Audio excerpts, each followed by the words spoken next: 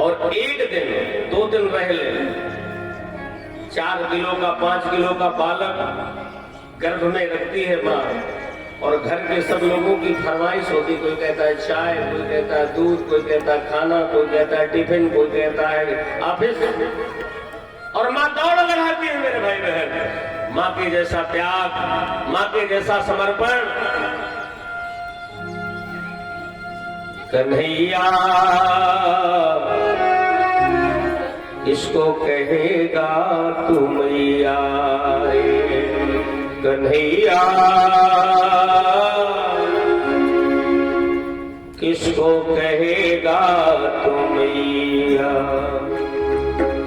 एक ने तुमको जन्म दिया है, एक ने तुमको जन्म दिया है, एक ने तुमको पाला रे कन्हैया, किसको कहेगा तू मैया रे कन्हैया,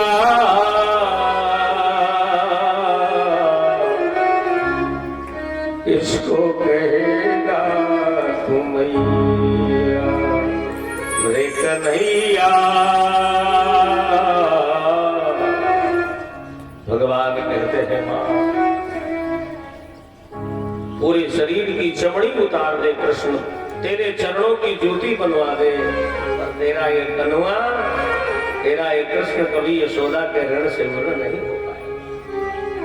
भगवान ने भी माता पिता का सम्मान बढ़ाया मेरे भाई बहन।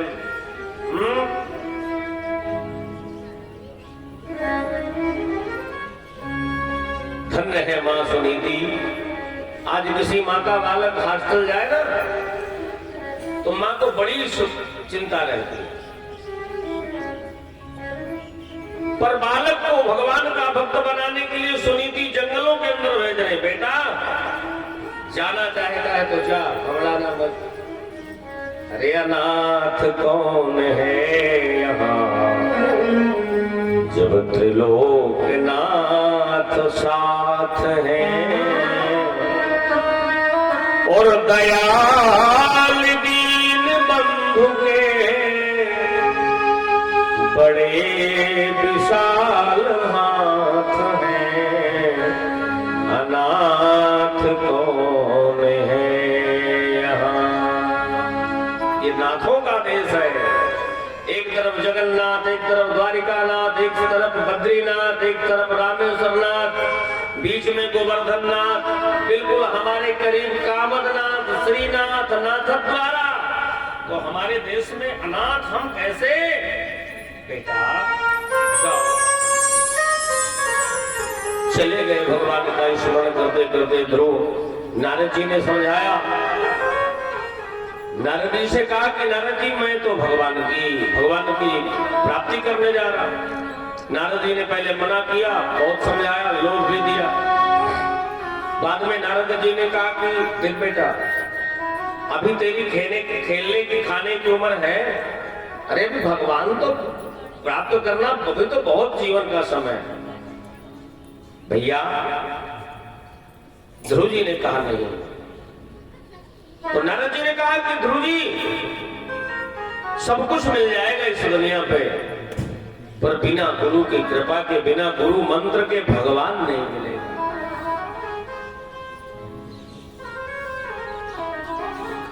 तो ध्रुव जी ने कहा कि आप किस लिए मिलो, अरे आप मेरे गुरु बन जाओ।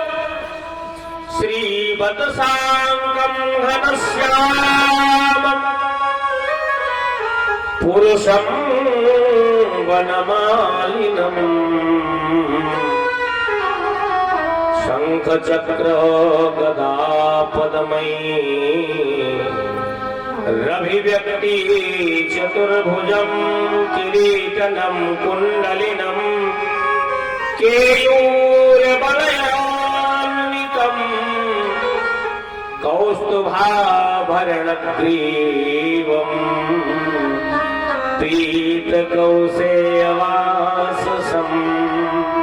बेटा भगवान का इस तरह का स्वरूप है, शंख चक्र गदा पहने, कौमुद की गदा लिए, भगवान के गले में वक्षस्थल में भ्रमलता होगी, भगवान वनमाला पहने होंगे, भगवान के शरीर पर पीताम्बर ले लहा रहा होगा, ले तो उसको कान में मंत्र और वही द्वादशाक्षर मंत्र अपना आचला ढक करके नारद जी ने दीक्षा दे दिया और कहा जा बेटा इस मंत्र को जपना, ओम नमो भगवते वासुदेवाय। ये मंत्र अगर सप्तरात्रं प्रपठन 7 रात्रि तक अगर इस मंत्र को जपते रहोगे तो पुराण पश्यत खेचराम खे आकाशे, आकाश में विचरण करने वाले महात्मा अमलात्मा विमलात्मा बड़े बड़े सिद्ध साधक सुजानों का दर्शन होने लगेगा। ध्रुव जी चल पड़े और मधुबन में गए। मथुरा के पास एक मधुबन है और महाराज ध्रुव जी ने अपनी तपस्या आरंभ करी और भागवत जी में लिखा है तिरात्रांते कपित्थो मदासना, 3 रात्रि के बाद एक दिन बेर खाते हैं, कैथा खाते हैं। भगवान की तपस्या का श्री गणेश हो रहा है ना, तो श्री गणेश जी को कैथा बहुत प्रिय है, तो सोचते हैं कि गणेश जी का जो प्रिय फल है तपस्या के फल में ध्रुव जी ने सोचा खाया जाए, कपित्थ जम्बू फलचार भक्षण। और महाराज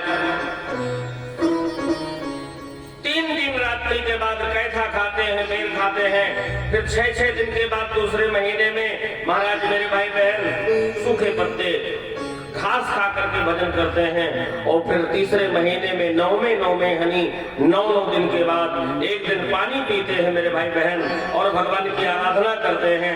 चौथे महीने में 12 दिन के बाद केवल ध्यान योग के द्वारा भगवान की आराधना करी और 5वां महीने लगने पर जल छोड़ दिया, पत्ते छोड़ दिया, फल छोड़ दिया, श्वास लेना भी छोड़ दिया और भगवान की आराधना करने लगे। तब यदि कपादे एक पैर के बल खड़े होकर के महाराज जब खड़े हुए दाहिने अंगूठे से तो पृथ्वी डगमगाने लगी, हिलने लगी। तदंगुष्ठ निपीडिता मही माने पृथ्वी थरथराने लगी, कांपने लगी। सारे देवता गए भगवान के पास। भगवान ने कहा चिंता मत करो, मेरा भक्त है और मैं उसको दर्शन देने जा रहा हूं। बड़े बड़े महात्मा अमलात्मा विमलात्मा समाधि योग के द्वारा जगना भगवान की प्रार्थना करते हैं, लेकिन मेरे भाई बहन भगवान को नहीं पा पाते। और धन्य है ध्रुव। कौन कहता है भगवान लंबी आयु वाले को मिलते हैं? केवल 5 महीने की तपस्या में ध्रुव जी को मिल गए।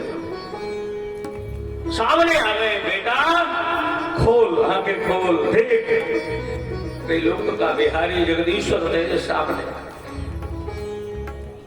पर इतना बड़ा विश्वास गुरु मंत्र